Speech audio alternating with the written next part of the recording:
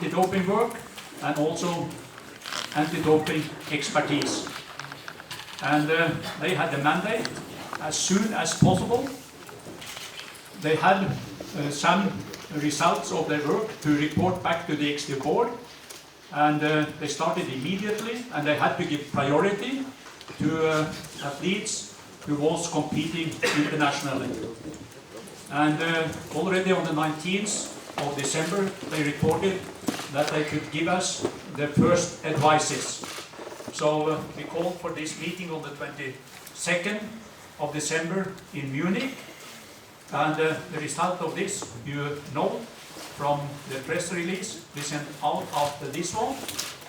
And many of those people, they continued to work over the Christmas, because you know the decision was to start in the investigations of all those 29 names, and also start some investigation towards the Russian Biathlon Union. And they reported some days ago to us that they were of the opinion that we should have an new extraordinary board meeting for taking some more decisions.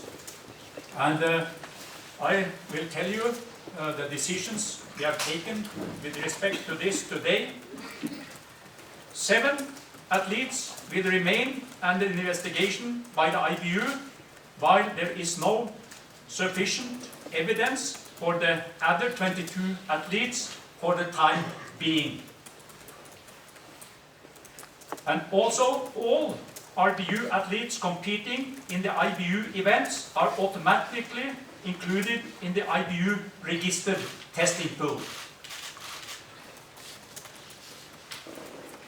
Further, we have opened a formal investigation on the Russian Biathlon Union, and they have been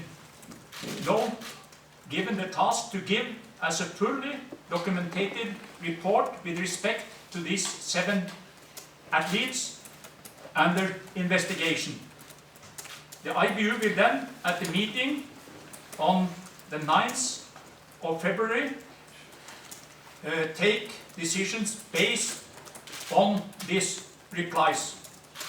And at this meeting, the XD board will also discuss eventually if it's necessary to have an extraordinary congress.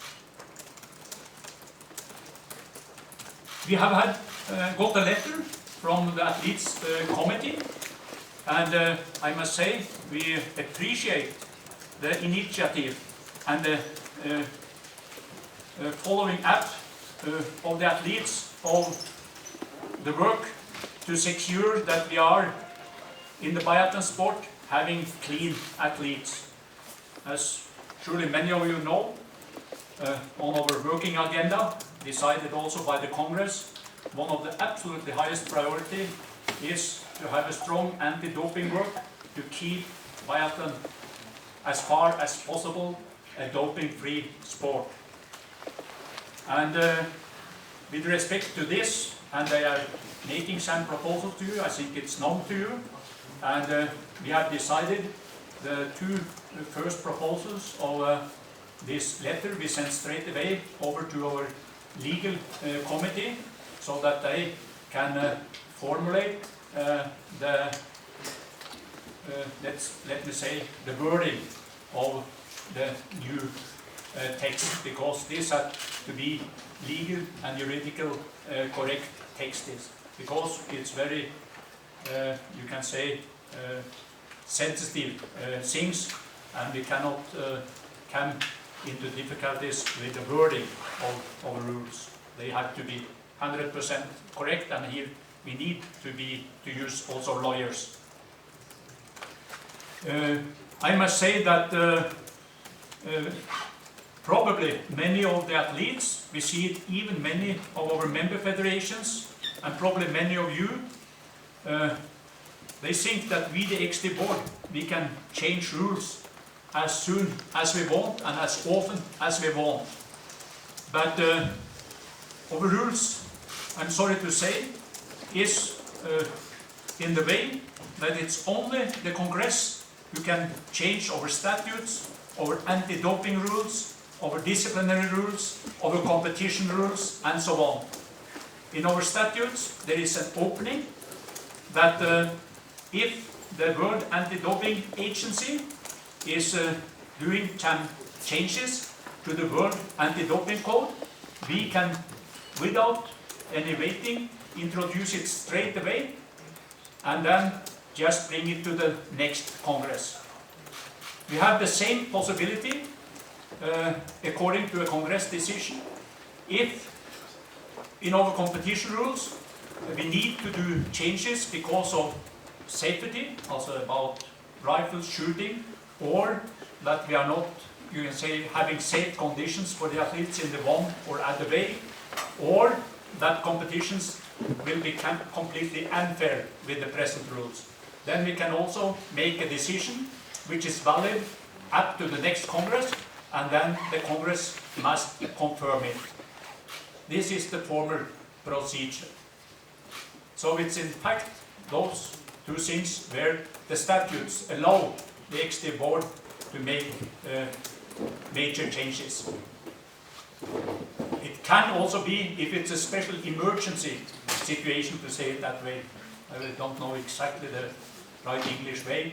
We can have a possibility if we see that something is really wrong. But as you also probably know, we, the executive board, we are not even having the right to vote at the Congress. It's only the full members, and each of them is having one vote. And it's a rationality behind it, because if the executive board should have also a vote, it would, for example, in my situation, meant that Norway would have had 2 votes, as I am a Norwegian, and was, you can say, voting in favor of, for example, a Norwegian proposal or something like that. So each nation is having one vote, and the executive board.